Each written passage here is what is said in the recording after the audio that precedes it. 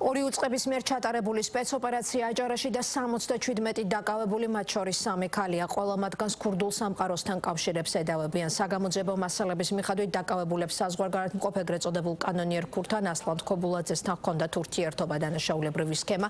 ეგრეთ წოდებულ ქურდულ გარჩევებს, ქურდული გადაწყვეტილებების მიღებას და ფინანსური დავების კრიმინალური ავტორიტეტების დახმარებით მოგვარებას გულისხმობდა.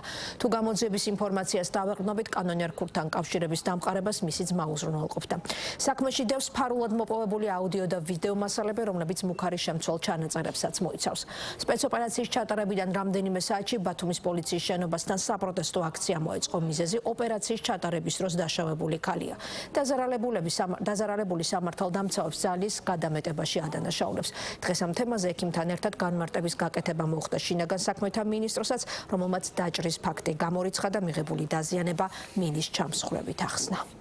ზუსტად ადრეში რომ იმას ფულს არ გაუსწორებ, ვინ შენ საცხაში ხდება? ალიასკაზე არ დაგაჟინოს მათლაინი და ორშაბათს არ მოვიტანს 1-0 დაამატოს მაგის სოლსას და შულსას ამ ფარული ჩანაწერიდან ჩანს ეგრეთ წოდებული ქურდული სამყაროს წევრობაში ბრალდებულები და მათთან დაკავშირებული პირები ფიზიკური ანგარიშსწორებით როგორ ემუქრებიან მოდავე მხარეებს და მათი ოჯახის წევრებს, როგორ ზალავენ მუქარით დიდი ოდენობით თანხებს და როგორ საუბრობენ კრიმინალური გზებით აჭარის რეგიონში გავლენების მოპოვებაზე.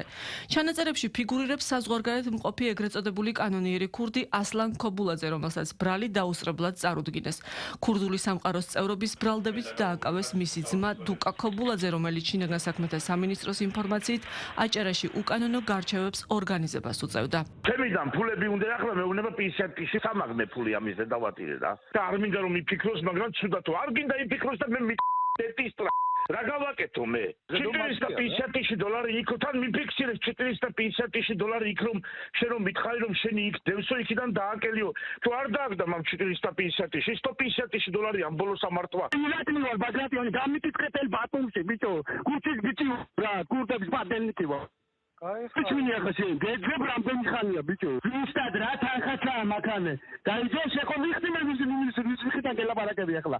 რა თანხაცაა მაქანე ბრატ? 1800 რაცა. დოკაპიტა ყველა გელოდები მაგ თანხით. აჭარის რეგიონში მასშტაბური სპეცოპერაციის შედეგად შინაგან საქმეთა სამინისტროს თანამშრომლებმა პასუხისგებაში სულ 77 პირი მისცეს. მათგან 5-ს ბრალი პენიტენციურ დაწესებულებაში, საზღვარგარეთ მყოფებს კი დაუსწრებლად წარუდგინეს.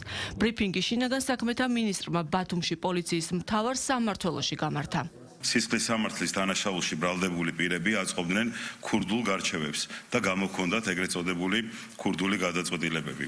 დაკავებულები ეგრეთ წოდებულ ქურდული გარჩევების და შეკრებების დროს უკავშირდებოდნენ ქურდული სამყაროს წარმომადგენლებს, მათ შორის კანონიერ ქურდს, ასლან ქობულაძეს და პირადი სარგებლის მიღების მიზნით ეგრეთ წოდებულ ქურდული წესების შესაბამისად მოქალაქეებს შორის არსებული ფინანსური და სხვა კრიმინალური სახის დავებზე იღებდნენ გადაწყვეტილებებს, რის შემდეგაც მხარეებს თანხის გადახდას აკისრებდნენ.